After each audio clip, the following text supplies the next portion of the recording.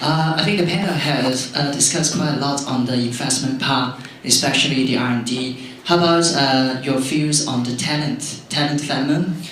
Do you think Hong Kong, this city, have got enough talents to support the growth of development of this AI initiative? I know every year we've got a large amount of supplies of accounting students from different universities. If it going forward, so how's your view and what the government needs to do for the talent development? Thank you. I'll ask Andy to just comment on the talent nurturing, and also Mrs. Schoneburg to just think about how we can build up a talent pool first. Okay, Andy. Answer is, yeah, definitely not enough talent.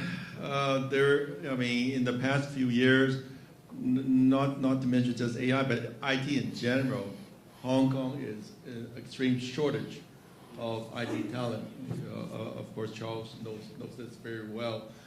And I guess it has to do with the ecosystem. Traditionally, Hong Kong, investing in real estate, like Charles mentioned, business, finance, accounting, is too attractive for young people. So in the past few years, I constantly, almost every other week, I get calls from friends to ask me if I could recommend good students for the company. They're just not enough, okay, to be frank. And there's many reasons for that. One reason is that universities in Hong Kong only produce so many new graduates each year.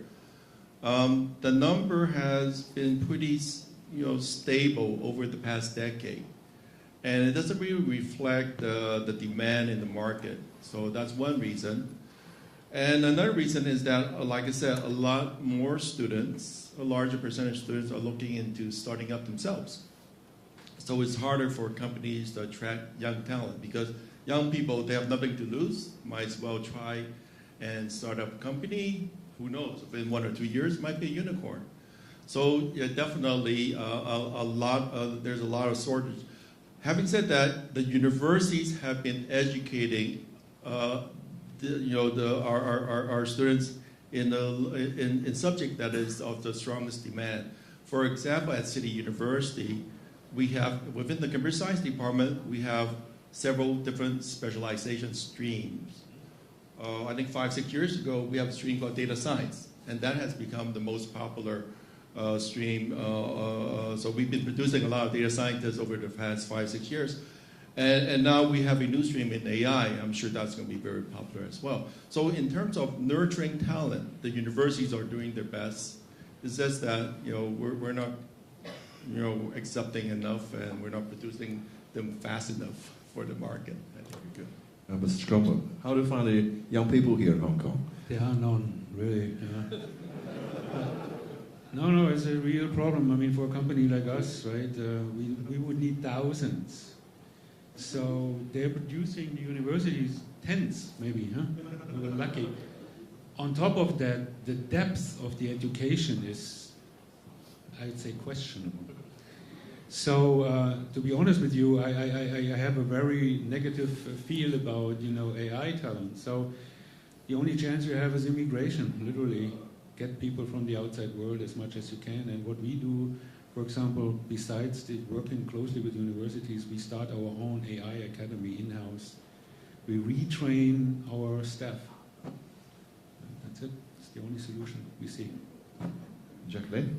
The industry side. Perhaps I probably try to look at this topic from an employer angle, because if I try to equip my team to be able to ensure that I have the proper finance function to support the business, in particular how to leverage emerging technologies. Actually, if I talk about the composition of my team, I already start to hire non-accountants in the finance team. I think one thing I can't expect that someone else actually by training is pure accounting, that person can all of a sudden to do the programming. But at the end of the day, when we talk about finance function, or how do we do audit, we deliver that service, we deliver that support. That support need to make use of leverage different skill sets. So I have to tell the truth that the pure accounting knowledge is not sufficient nowadays. So the department itself need to come with multiple skills. So we use the term right now, two in the box. Two in the box meaning the business together with IT. So it depends on how you apply that concept in the different contexts. If that is front office, if that is the banking activities, then apart from the business, then the person need to be the close partner with the business, should be the IT.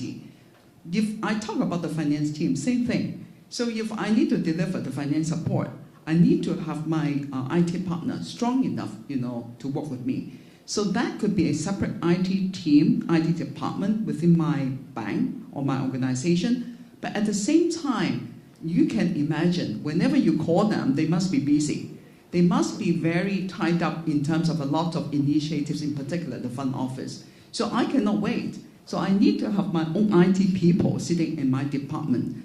So this is one thing. Another thing is, I think the speakers that actually mentioned earlier, actually because of the trend right now, we also need some other skill sets, not just the technological skills on programming and IT side, but also on the soft side, the leadership and the management. Because in the past, over the last 10 years or 20 years, maybe we still use a traditional way to run the business. But right now, we are talking about, we are in the digital age. Even for those people that at the top level, we may not know how to run, our functions under the digital age. So basically, that involves a lot of retraining, even including my level, to try to grab the latest technology. So the leadership, the management, the communication skill, negotiation skills, these are the stuff. Why I talk about the communication and negotiation? Because the way that we can still survive is not actually talk about the basic accounting reporting, but if we want to be in the boardroom, to be the business partner, to provide the insights, you need to have the business context. You need to have very good presentation skill, communication skill, in order for you to be able to survive. So that kind of skill set is also something we struggle, because a lot of training in the past for the accountancy may not be there.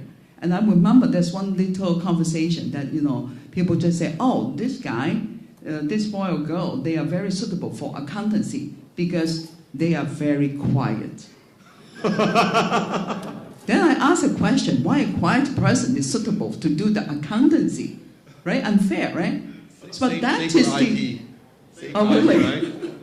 So this is a problem, why people have a stereotype that a quiet person would be suitable for this industry. But that also tells us one thing. This is the reality. This is the current situation.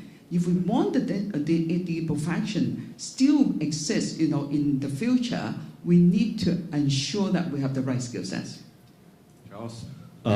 This gentleman asking about the lack of talent in, I guess, not just AI, but IT in general. I talk to my IT companies, friends, and so on. Every one of them, for years and years, they tell me how difficult it's been to hire, IT people, right?